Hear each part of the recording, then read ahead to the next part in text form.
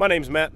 I stumbled upon an old piece of equipment while I was out working on a little job. Projects like the auto car here. You guys know that I like to take on a lot of projects. I got a lot of ambition to start projects. He has pulled bulldozers out of swamps, brought dead excavators back to life, and turned rusted-out junk into working machines again, all in front of millions of people. But after everything Matt Steeder has shown us on camera, one thing has never made it into a single upload. His actual life at home. No house tour, no wedding video, no meet my wife special. Just silence and a whole lot of internet speculation trying to fill it in. So today we're digging into what's actually known about Matt and Eva from Diesel Creek, the property they've built together, and the real story behind those net worth numbers people keep throwing around. If you only know Diesel Creek from its thumbnails, it's easy to assume Matt Steeder is an open book. The channel is built on watching him work, hands in an engine bay, torch in hand, tearing into a machine that hasn't run in 20 years. Viewers have seen the inside of gearboxes, the underside of dump trucks, and workshops stacked with tools most of us couldn't even name. But look for anything about his actual home life, and the trail runs cold almost immediately. There's no walkthrough of the house. No relationship storyline. No baby announcement, no she said yes, proposal video, none of the personal life content that most channels this size eventually lean on. For a creator who spends hours letting cameras follow him around a job site, Matt has been remarkably disciplined about keeping his front door closed. That contrast is exactly why people keep searching his name alongside words like wife, house, and net worth. So let's actually go back to the beginning and piece together how we got here. Before any of this, Matt was just a kid in western Pennsylvania who couldn't leave a broken object alone. By his own account, he was the kind of child who took things apart to see how they worked and then, more often than not, figured out how to get them running again. He's talked about being born well over a decade after his older sisters, which meant he grew up more or less as an only child in the house, with long stretches of unsupervised time to tinker. Instead of spending afternoons wrestling with siblings his own age, he was in the garage or the yard, pulling apart whatever he could get his hands on. One story he shared more than once involves a broken toy drill from school that had gotten jammed with coins. Where other kids saw trash, he saw a project and he took it home, cleared it out, and got it spinning again. It's a small memory, but it lines up almost perfectly with the channel he'd eventually build his career on, finding the thing everyone else has given up on and proving it still has life left in it. School, on the other hand, never really clicked for him. He said plainly in interviews that sitting through a normal classroom day wasn't how he learned best, and that he wished his high school had offered a real hands-on shop program instead of pushing him toward a desk. Rather than heading off to a 4-year university, he enrolled in a welding program at the Community College of Allegheny County. It wasn't a flashy decision, but it was a practical one, and it paid off. Welding skills opened the door into construction and pipeline work, and for years, Matt built an actual career operating heavy equipment across western Pennsylvania. Bulldozers, excavators, loaders, backhoes, he ran it all on real job sites where a machine breaking down wasn't content, it was a problem costing someone money by the hour. That kind of pressure teaches troubleshooting fast, and it's a big part of why his repair videos feel so grounded instead of staged. Even while he was working full-time in construction, Matt kept a camera around, mostly just because he liked documenting what he was doing. Some of his earliest uploads had nothing to do with heavy equipment at all, dirt bikes, off-roading, hanging out with friends.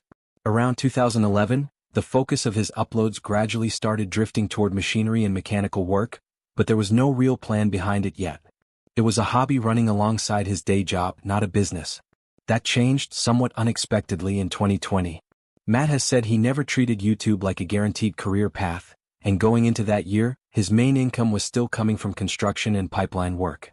Then the pandemic hit, job sites slowed down or shut down entirely, and a lot of people in his industry were suddenly staring at an uncertain few months ahead. Instead of just waiting it out, Matt made the call to put real effort into the channel, reasoning that if it didn't work out, he could always go back to union construction work, a safety net that made the leap feel less like a gamble and more like a calculated bet. The timing turned out to be almost perfect.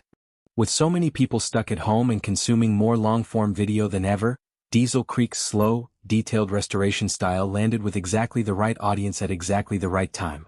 He wasn't editing repairs down into quick highlight reels.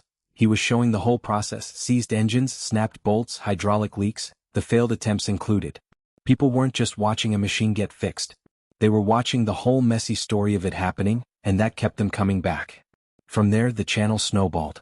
Restoration after restoration started pulling in hundreds of thousands of views, with plenty crossing well past 1 million. Instead of chasing whatever was trending, Matt stuck to the same formula that had worked from the start. Find an interesting piece of equipment, figure out what's actually wrong with it, and let the audience experience the entire repair, setbacks and all.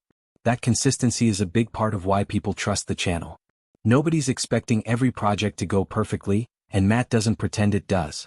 As the audience grew, so did the operation behind it. YouTube ad revenue became just one piece of a bigger picture that eventually included merchandise, sponsorships, affiliate deals, fan support through platforms like Patreon, and partnerships with equipment manufacturers. And instead of putting that money into anything flashy, Matt kept reinvesting it back into the property itself. Over time, viewers watched the place grow. Bigger workshops, more storage for equipment, better access roads, heavier lifting gear, more land dedicated to the restoration work. Machines that used to sit out in the weather started getting moved into proper buildings. New fabrication tools showed up. The whole yard filled out with dozers, excavators, loaders, trucks and cranes waiting for their turn on camera. It's clear from watching the channel evolve that success here didn't translate into luxury purchases. It went straight back into the business. But once the channel hit a certain size, viewer curiosity started shifting away from the machines and toward the man running the show. How much is he actually making? How much land does he own? Is he really worth millions? Does he have a team, or is this genuinely a one-person operation? And naturally, is he married, and if so, who is she? The answer to that last one is yes. Matt married his wife, Eva, on October 22, 2021. And true to form, it barely made a ripple online. No multi-part proposal series, no sponsored wedding vlog, no honeymoon content built for views. Most fans found out through a passing social media post rather than any kind of announcement video, which, compared to how a lot of creator couples handle big life events, is a pretty deliberate contrast. That same restraint has carried through everything since. Eva remains, by design it seems, one of the least publicly detailed parts of the whole channel. What's out there suggests she had a background in marketing and account management before becoming more involved with Diesel Creek behind the scenes, but beyond that, there isn't much confirmed. She shows up occasionally in videos, usually in short moments rather than as a featured presence, and Matt hasn't gone into detail about what her role actually looks like day to day. Most longtime viewers assume she helps with things like filming, scheduling, or general logistics, but that's an assumption built from small clues, not something the couple has laid out themselves. And that's really the pattern with Matt and Eva overall.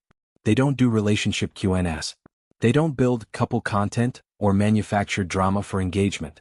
Basic details that a lot of creators share without a second thought, how they met, how long they dated before getting married, what their long-term plans look like, simply haven't been made public. There's also been no announcement about children, and instead of the channel drifting toward a family vlog format, it's their dogs that have become the closest thing to recurring cast members, popping up in the background of restoration videos and becoming familiar faces to longtime subscribers in their own right. Then there's the property itself, which might be the most seen, least understood part of Matt's life. After years of uploads, viewers have watched it grow into something closer to a working industrial yard than a typical rural homestead. Excavators, bulldozers, dump trucks, cranes, tractors, shipping containers, fabrication shops, all connected by gravel roads that keep expanding as the operation grows. And yet, despite all those camera hours spent walking through the equipment yard, the actual house has stayed almost entirely off limits. There's no polished home tour, no glimpse of daily life indoors, nothing that gives fans a sense of what the personal side of the property even looks like. One of the more unexpected projects Matt has taken on outside of machinery was buying an old, abandoned church with plans to renovate and repurpose it, a reminder that his interest in reviving forgotten things isn't limited to diesel engines. Naturally, all that visible growth combined with almost no personal disclosure has fueled a lot of guessing. Fans have tried to estimate how much land he actually owns, since Matt has never given an exact number. His equipment fleet alone, dozens of bulldozers, excavators, loaders, trucks, and cranes, has led some viewers to guess the machinery by itself could represent assets worth well into 6 or 7 figures. As for his personal net worth, public estimates vary a lot depending on the source, with figures floating anywhere from around $1 million up to a few million. None of these numbers come from Matt himself, and it's worth being upfront about that. Without an official statement, any specific figure is really just an outside estimate, not a confirmed fact. Even the size of his team is a bit of a mystery. On screen, Diesel Creek still looks like a one-man show with Matt doing the diagnosing, the wrenching, the operating, and the narrating himself. But running a channel at this scale clearly takes more than just one person turning wrenches. Someone has to source the equipment, arrange transport for machines that can weigh anywhere from 10 to 50 tons, keep dozens of tools and vehicles maintained, edit hours of footage, manage sponsorships, ship merchandise, and keep a growing property running smoothly.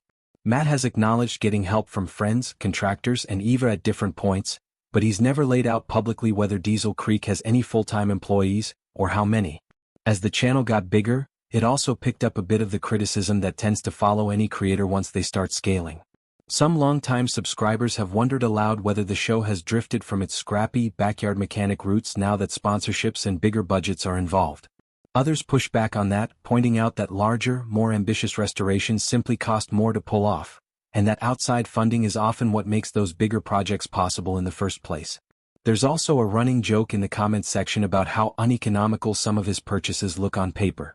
Machines with seized engines, missing parts, decades of rust, the kind of equipment most shops would send straight to salvage, regularly end up in his yard, and viewers love to point out that it's the worst financial decision yet. But that framing misses how content economics actually work. The machine isn't really the product being sold here. The story of bringing it back from the dead is. People tune in for the process, not for whether the math works out on a spreadsheet, and that's a big part of why the channel keeps finding new fans even among people who couldn't tell a backhoe from a bulldozer. It's also worth pointing out what hasn't happened. There's no record of major lawsuits tied to Matt, no public feuds with other creators, no criminal allegations, no messy public divorce, none of the blown-up controversies that tend to follow channels once they reach this size. That doesn't mean the internet has never criticized him, every creator gets that at some point, but compared to a lot of channels with a similar audience, Diesel Creek has stayed remarkably clean. And in a strange way, that absence of drama has become its own kind of mystery. When there's no scandal to dig into, curiosity just shifts toward the ordinary stuff instead: how much land, how much money, how many employees, what the house looks like. Every search seems to circle back to the same conclusion though. There isn't a hidden story here so much as a guy who's simply chosen to keep his personal life personal. At the core of it, Diesel Creek is still fundamentally about diesel engines, hydraulic systems, and machines everyone else had already written off. But the reason it's grown the way it has probably has less to do with any one restoration and more to do with the mindset behind all of them. Matt has said more than once that he's always liked fixing things and figuring out how they work, and that curiosity clearly extends past the machines themselves and into how he's built his whole career. It's patient, hands-on, and stubborn in the best way, refusing to give up on something just because everyone else already has. You don't need to know the difference between a track loader and a wheel loader to feel that. A lot of viewers who couldn't identify half the equipment on screen still watch every single upload, because at its heart, this isn't really a show about machines. It's a show about persistence, and about someone who'd rather quietly rebuild something broken than talk about how good he is at it. So, at least based on everything that's actually been confirmed, that's the real picture of Matt and Eva from Diesel Creek. A private marriage, a working property built from years of reinvestment, and a net worth that's really more of an educated guess than a documented fact. If new details ever come out, we'll be the first to cover it, but for now, the mystery seems to be exactly what Matt wants it to be. That's it for this one. If you enjoyed it, drop a like, leave a comment, and subscribe so you don't miss the next video. There's another one on your screen right now that's worth checking out.